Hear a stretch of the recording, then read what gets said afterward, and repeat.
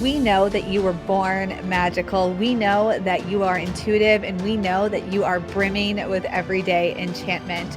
Here at the Sisters Enchanted, we believe in intention, we believe in intuition, and we believe in everyday magic. Welcome in to the Expedition to Soul podcast. Before you even get into this episode, I gotta tell you, I said welcome and said welcome to the Magic on the Inside podcast. Well, this is the Expedition to Soul podcast. We renamed this, gave it a fresh coat of paint. So welcome in to the Expedition to Soul podcast. Hello and welcome to this episode of the Magic on the Inside podcast. I'm Sarah, founder of the Sisters Enchanted. This is a quick, short episode for you. We're going to be sprinkling these throughout the podcast series to come with ideas, tips, tricks, tools, lots of fun stuff for you. Now, this first one of these short episodes, I'm talking about 3 divination tools for you to try that maybe you haven't tried before. So firstly, what is divination? Divination is the art of divining. So we're looking for guidance, we're looking for answers, we're looking for possible future outcomes, and we're using tools to help us do this. Now, what are some of the tools that we can use to do this? Typically, you'll see tarot cards, you'll see oracle cards, maybe a pendulum. Runes are very popular. You can use water, and you can use essential oils and candles. You can really use anything as a divination tool. Well, today I have 3 tips for you. They're pretty easy to come by, and you can even make yourself some of them. So let's get to them. All right. The first is crystals. You can use crystals as a divination tool. Now, for this to work really well, I suggest having different kinds of crystals of about the same size. So your tumbled stones work really well for this. Having a bunch of them that you can put into a dish, a bowl, a basket, some kind of vessel that you can pull from and choose your stone. Or you can even grab them and cast them, just kind of toss them onto a cloth or within a space, just like you would with runes. And then you can read them. Now, how do you know how to read them? Well, you can look at the meanings of the crystal. So what's the energy of the crystal? And you can do this by just looking online or looking at a book or whatever your favorite resources are for learning about crystals. And you can make the message related to what you learn there. You can also work with different stones, have a connection with them, develop a kind of like a meditative experience where you connect to the stone and come up with the message that the stone has for you. And write yourself like a little guidebook of sorts, a little cheat sheet that says this stone means this stone means this stone means this. And then you can cast them and you can create your meaning based on what stones land together, what stones are far apart. For example, if you cast like 6 stones and they all scattered everywhere, which one landed closest to you? Which one landed farthest away from you? Maybe examine that. Like, what do you really need right now versus what might be something not to worry about? Or maybe for you, the things that are farthest away are what you want to work on because it's really far away and you want to bring that in, right? So totally up to you how you do this, but you can make your own divination method using crystals, tumbled stones. You could even just use like river rocks or seashells from the beach. And again, look at the shapes of them and make a list of the associations or create your own meanings to the specific stones.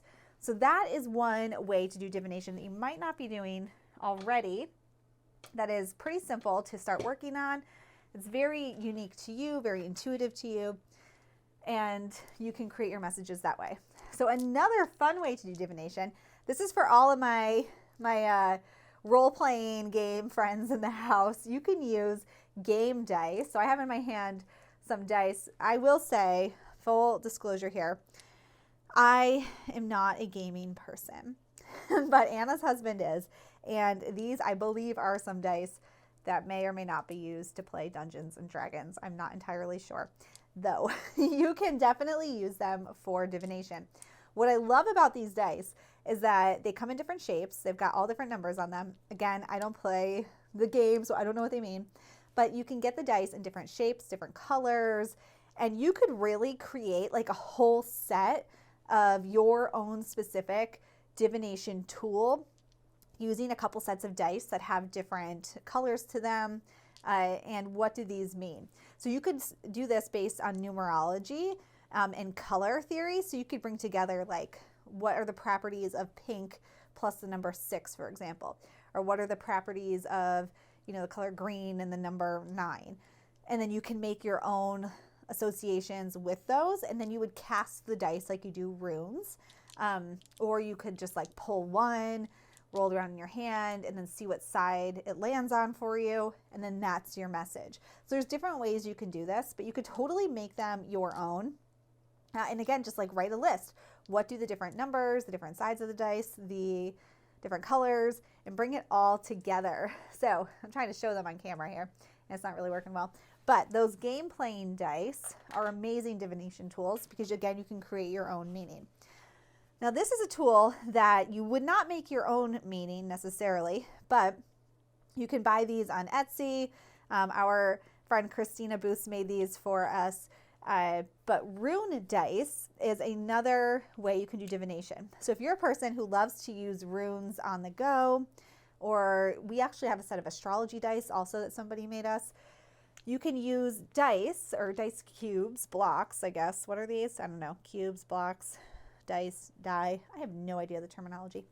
Anyway, they have different runes carved into the sides. So you would cast them just like you would runes, and you would have in this case, I have 4 of them. You would have your 4 runes, and you could do a reading based on those. But what I love about this idea is that you could totally make just a set of 4 cubes or little dice and put whatever you want on the sides, either with like paint, marker. You could wood burn them, carve them, make them out of clay. And it's really small, so you can carry it with you wherever you go. You can even just keep them in your hand and roll them around and see what lands upright for you. And you don't have to have this tool that you take out, like if you're at work and you don't want to take out a whole tarot deck. Just having these 4 cubes you can roll around, it's very discreet, and it can be whatever way you want it to be. And that can be a great divination tool you can customize for yourself. You can take it on the road and take it to the office and have all kinds of fun making it your own and just exploring in different ways. So again, this is a set of rune dice that Christina wood burned for us, but you can make them out of clay. Just buy like little wood blocks from the craft store and use some paint or marker and make your own set of divination dice in whatever method it is that you want to use, or even creating your own symbols, or like witches runes, anything at all. Be really fun with it, or be really fun with it. That doesn't even make sense. Have fun with it, be yourself, and make it uniquely yours. So what we talked about today, using crystals, we talked about using gaming dice, and we talked about making your own set of 4 cubes or dice or whatever you want to call them, little blocks to do divination with. The point is to make it your own. That's how we teach tarot even here at the Sisters Enchanted, by making it your own, by developing your connection to the story.